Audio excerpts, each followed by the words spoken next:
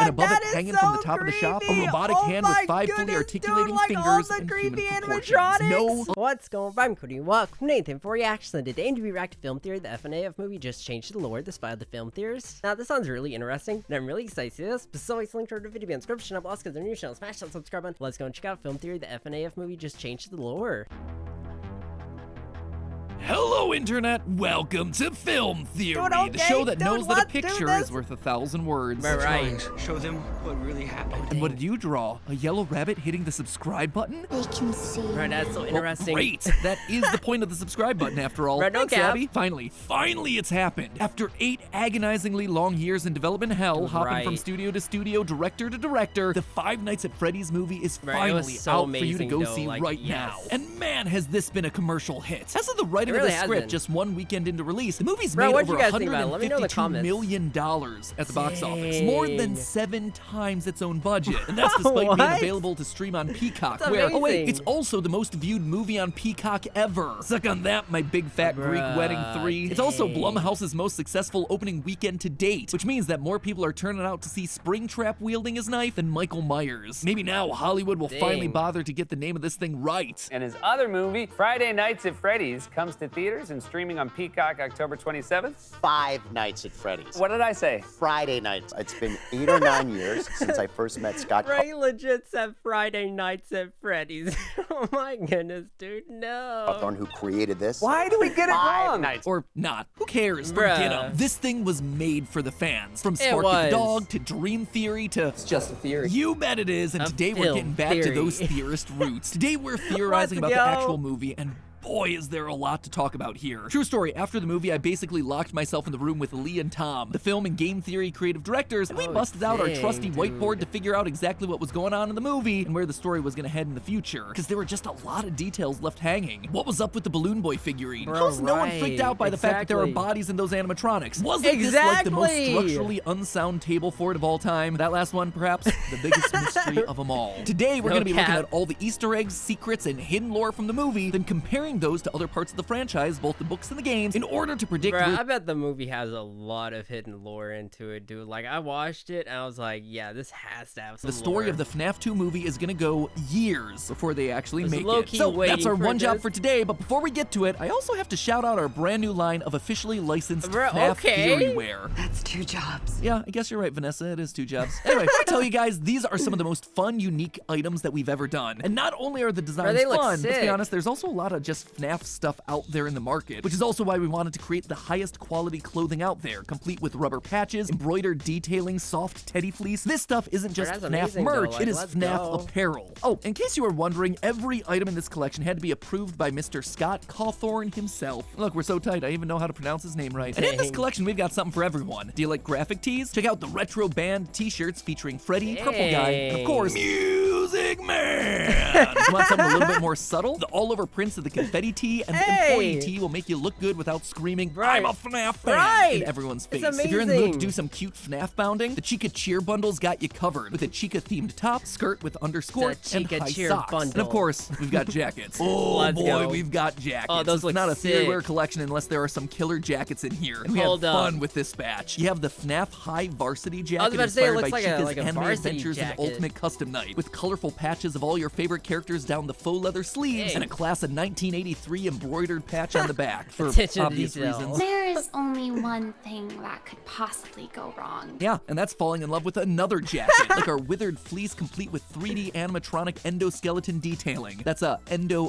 02 to be specific, so make sure you put that one on your next timeline. And while the outside is nice and soft and fluffy, the inside is waterproof and purple, in case you feel like flipping the entire thing inside out and sporting the franchise's most notorious color. And lastly, probably the most fun piece we've ever done, the Monty jacket. It is faux alligator leather that's glammed out to the max with bright yellow interior and sharp metal studs to show that you're the raddest reptile on the block. Any guitar playing bunnies better. Bro, this merch is so amazing, dude. Like, the attention to detail and everything is so incredible. Watch their backs when you're wearing this one. If any of this has caught your eye and you want to show off both your love of FNAF and theorizing, go check out our official FNAF collection over at theorywear.com. I think it's amazing. TheoryWear.com. FNAFR.com. And now, with that shameless self-promotion out of the way, let's just hop into the theory, shall we? So to begin, we should point out that we already do have some vague idea where the sequel's gonna head. In an interview with Variety, FNAF director Emma Tammy explained that the first movie was tied to the first game, so a second film would likely tie into a second game, which, kinda goes without saying, but also should probably make our lives easy, right? Yeah, not quite. As we mentioned in our first prediction theory, the strategy for the movieverse seems to be taking iconic bits and pieces from across the entire franchise, games, books, fan theories, even hoaxes, and distilling it all down into the most recognizable version of FNAF there is. That's how we got Mike Schmidt from FNAF 1 hanging out with Vanessa from Security Breach, fighting Springtrap from FNAF 3, and saving Abby from getting stuck into a Springlock version of Ella from the Silver Eyes novel, with an ending that was ripped straight out of the fourth closet. It is literally FNAF the smoothie. Everything dumped into a blender. FNAF the smoothie, dude. Oh, it low-key is though, which is really interesting. They just took a lot of like different stuff and like blended it chopped together. Up and then poured back out onto the big screen. So yeah, while it did follow the same broad strokes as the first game, Five Nights in the FNAF 1 pizzeria with ghost kids in suits, it is definitely not the same story. It's also important to note the changes to the story that have been added in. One example has to be the time that these movies take place. It's widely accepted that the FNAF 1 video game takes place somewhere around 1993, and yet in this scene from the movie, we see a date on a security camera that reads April 6th, 2000, about 7 years later. Another big example, though we've how did I not notice this, dude? Did anybody else notice that? Let me know in the comments, dude. How did I miss theorized that the story of the original FNAF games takes place in Utah. That is not the case in the film. In the film, during the scene where Aunt Jane is confronting Mike at Abby's school, her lawyer hands Mike some family court paperwork. If you pause and read the fine print on the documents, you'll find the URL mncourts.gov, which is the official website for the Minnesota judicial system. Additionally, we can see a phone number with the area code 651, which is connected to the St. Paul area and eastern suburbs of Minnesota. Get this, I kid you not, there's a small town in this area code named Afton. You cannot make that up. Honestly, I wouldn't be surprised if Scott moved the entire movie to Minnesota just for that change alone. Lastly, there's also this decal on Vanessa's police cruiser, GFPD. PD stands for police department. That part's pretty darn obvious. What about the GF? Well, honestly, that could stand for any city or township with those same initials, from Grand Forks to Glen Falls to Great Falls, but included in that list is Granite Falls, just 2 hours west of St. Paul, whose cop cars, at least according to the website, follow the exact same black and white color pattern that we see in the movie. Speaking of clues from the cars that are seen throughout the movie, we can also reasonably assume that Mike's brother Garrett was kidnapped in the early 80s, based on this shot from Mike's dream sequence. By taking the rear end of William Afton's car here and reverse image searching for it, we're able to identify this as a Ford Fairmont Futura. Specifically, the model is coming from between 1980 and 1983. You can immediately see the connections here between the unique vertical taillight design and the boxy body shape. But why then does that matter? Well, Mike's brother Garrett is likely the first child that Afton abducted and killed. In Mike's dream flashbacks, we very clearly see Garrett holding a toy airplane as he's being taken away in the back of Afton's car. And where do we see that airplane again? When Vanessa reveals Afton to be her father. She's holding the same airplane. That right there, that is cold. Gifting toys from your victims to your daughter. But not only is it gross, it's also helpful because it lets us put together a rough timeline. You see, Afton and Vanessa are clearly in a still operational pizzeria in this photograph, which means it had to have been taken before the other kids went missing, causing Freddy's to shut down. In other words, Garrett was the first. Dude, oh my goodness, dude, this just got like extra sus,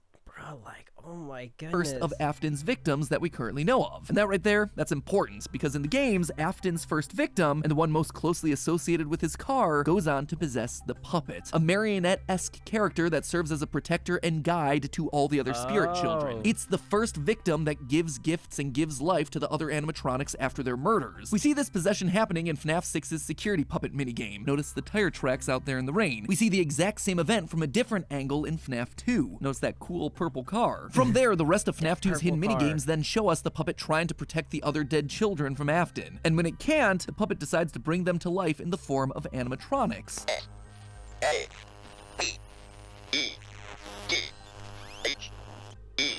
Bro, dude, this is a low-key what nightmares are made of. Oh my goodness, that is so terrifying. The robotic voice here is spelling out "save them." Does it sound familiar? It should. That same robotic voice appears at the very end of the movie's credits.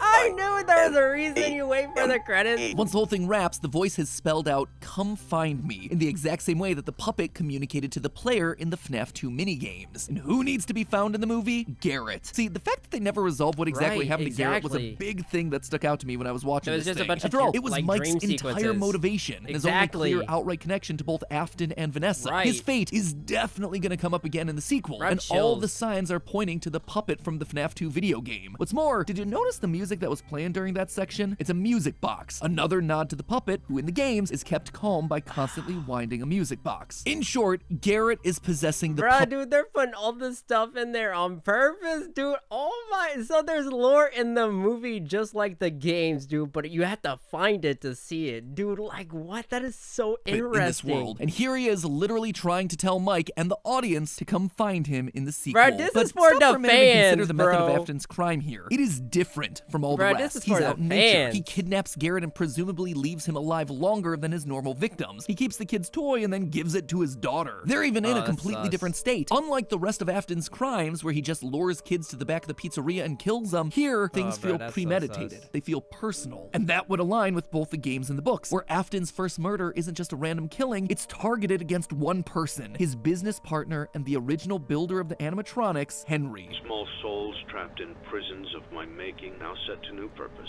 A wound first inflicted on me, but then one that I let bleed out to cause all of this. In fact, in the novel trilogy, Afton does the exact same thing that he does in the movie. He kidnaps Henry's daughter, Charlie, before ultimately killing her. Basically, all signs point to Garrett not just being a random victim, but rather to him being the son of Afton's partner and rival, Henry, the man who helped Afton build all of the animatronics. See, as I was piecing together the details from the movie, I started to notice something. The Afton and Schmidt families from the movie seem awfully close to the family structures from the games, except in reverse. You see, in the game series, we know that Afton has himself 3 children, Michael, Crying Child, and Elizabeth. The oldest son, Michael, plays a prank as a kid which gets his younger brother killed in the iconic Bite of 1983. From there on, Mike becomes obsessed with atoning for his mistake, eventually becoming a security guard and releasing the spirit of his brother into the afterlife. Then there's Elizabeth, who eventually gets trapped and dies inside a baby, a suit that is increasingly looking to be a spring-lock animatronic. Now let's check out the Schmidt family over in the movie. You have, again, a family of 3, 2 boys and a girl. Mike, the older brother, is a security guard who's obsessed with atoning for the time that he got his younger brother Garrett kidnapped and killed. Then there's Abby, who's nearly trapped and killed inside the Ella suit, a spring-lock animatronic. Bruh, dude, that was so sus, dude. Like, oh my, there was a couple of parts in there, I was like, oh, bro, that is so terrifying, dude. Oh, like, really match so one creepy. for one. Meanwhile, Afton in the movie seems to have like himself only one Saw-ish, daughter, Vanessa, but just not. like Henry had himself one daughter, Charlie, in the games. So if they've switched dynamics, that could make Mike's dad here the representative of Henry Emily from the games. Our mom died a little while back, and Dad, he couldn't handle it, so... They leave Mike's dad's fate vague. To me, looks like it was deliberately done in case they ever wanted to bring Mike's dad back into the story in a role similar to Henry's. But perhaps most interesting of all, if you look in the background of the employee training video, you can see a man who looks very similar to Mike's dad working on the animatronics, just like Henry would have done in the game's canon. This is also, as far as I can tell, an uncredited performance, but one look at Mike's dad, this guy from the training video, and the way that Henry's portrayed in places like the character encyclopedia, it shows a visual design connection between the 3 of them. But not only would this connection fit with the established game lore, it would also explain why William Afton recognizes Mike. Early in the movie, we see Afton have a moment of recognition when he reads Mike's last name. He's like, Michaels. But according to U.S. Census data, there's around 166,000 people with the last name Schmidt here in the U.S. So either this is just a case of pure movie coincidence, or William recognizes not only the last name Schmidt, but Mike Schmidt specifically in the general age range that his partner's son would be. That's why he's so... Hold up, dude. Oh my, no way. He was like caught in a trance almost, dude, bruh, being sus over there. This is someone from his past. More evidence for this, the fact that William knows that Mike has a brother without it ever being addressed. This is perfect. First I killed your brother. He knows, yes. Sure, we can assume the spirit children told him. Little ones tell me you have a sister. Or maybe Vanessa, but that's a bit less satisfying than him just knowing and taking out his vendetta against every member of the Schmidt family. family. And for those of you saying that Henry's last name is Emily, it might be, but that's never actually been officially confirmed. We've always thought it was a bit bizarre to have as a last name, and let's be honest, it could just as easily be Charlie's middle name, Charlotte Emily Schmidt. But last, let's talk about William. You'll notice that I just pulled the line that indicates that the spirits talk to William throughout this movie, which is a very important detail. In fact, if you notice, they really gave Afton a lot of explicit control over what the spirits are doing here. See, while he seems to understand what was happening in the games, it never seemed like he could outright control the animatronics. Yeah, in the books, it's a little bit different. He eventually is able to control the animatronics, but not until the last novel of the trilogy. Here, though, he seems to understand all of it from the get-go. They tell him about Abby. He understands the importance of the pictures on the wall. What have you done? And as the spring locks in his suit are going off and he's dying, what does he do? He basically looks directly in the camera, says his catchphrase, I always come back, and puts on the Springtrap helmet. Why? What sense would that make? Well, it's a pretty clear indication that this Afton explicitly knows how possession works, and it involves being completely put inside of the suit like this. Putting on that helmet is basically Afton accepting his fate, knowing that he'll be back, able to possess the suit and survive. So right here we have ourselves. So basically he had a plan the whole time, dude. He was like, I'm gonna put this suit on and like I'll always be back, dude. Just like he said, always being sus like that, dude. Oh my goodness, dude. A smarter Afton who is years further in his understanding of the spiritual world than either the Afton in the games or the books. Which leads me to this, an animatronic buried in the parts and service room of the pizzeria. One that you can't see in the movie, but you can see in the behind the scenes footage from Dawko during his tour of the movie set. An animatronic with rounded they had skull, some interesting silver eyes, times and human behind the teeth. scenes with this Well, this movie. could just be background set dressing. I don't think that's the case. If this is truly an Afton who understands the power of agony and granting eternal life, if this is an Afton who has gone so far as to build a Freddy torture chair for extracting remnant from his victims, I think his experiments with building passable robotic humans has already begun. This isn't just me playing the Robot Gregory game again. It is the only explanation for the parts and services room to have an animatronic with human teeth and realistic human head proportions and eyes. And above it, hanging from the top of the shop, a robotic hand with 5 fully articulating fingers and human proportions. No other animatronic in this series fits this sort of description. Does this mean he's already built a humanoid, or is this just an... Dude, why? Oh my goodness, dude. He be sus over here, dude. Like, no cap, dude. Afton is so creepy. Early phase of his experiments. It's unclear, but it does give a bit more credit to Vanessa's bloodless stab wound at the end of the movie being more than just an excuse to get itself a PG-13 rating. My real guess, though, is that there's a robot Garrett walking around, and that he'll be the reveal at the end of the movie, just like Charlie the puppet is revealed to be a robot at the end of the fourth closet. A world-shattering revelation for Mike as he comes to terms with the nature of his brother and his father's weird creations before the final movie where he's tasked with having to burn it all down. Honestly, the pieces are in place for us. Or not. All the next movie has to do is drop a Markiplier cameo and then show me a clip of Mangle and I'm in. But hey! Bruh, the Markiplier cameo, dude, that would be so interesting, dude. Like, let's go Markiplier.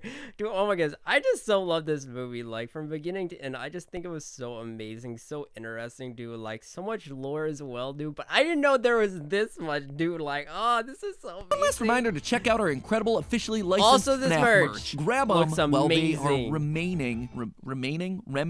The last thing you want is the agony of knowing that they've sold out when you wanted one. And as always, my friends, remember, it's all just a theory. A film theory. Let's go! And cut.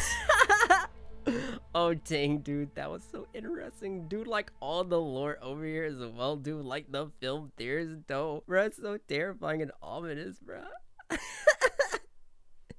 Dude, it's so creepy. Oh my goodness, that was so amazing and so interesting.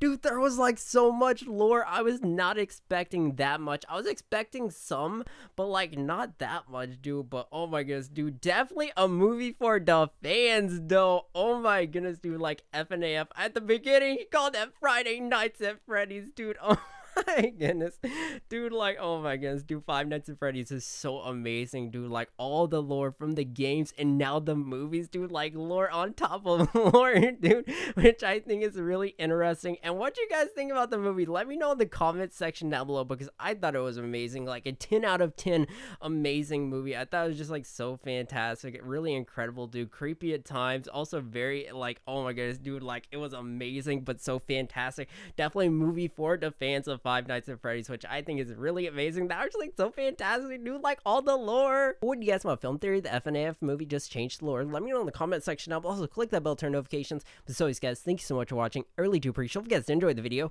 as always, guys, I'll catch you in the next reaction video.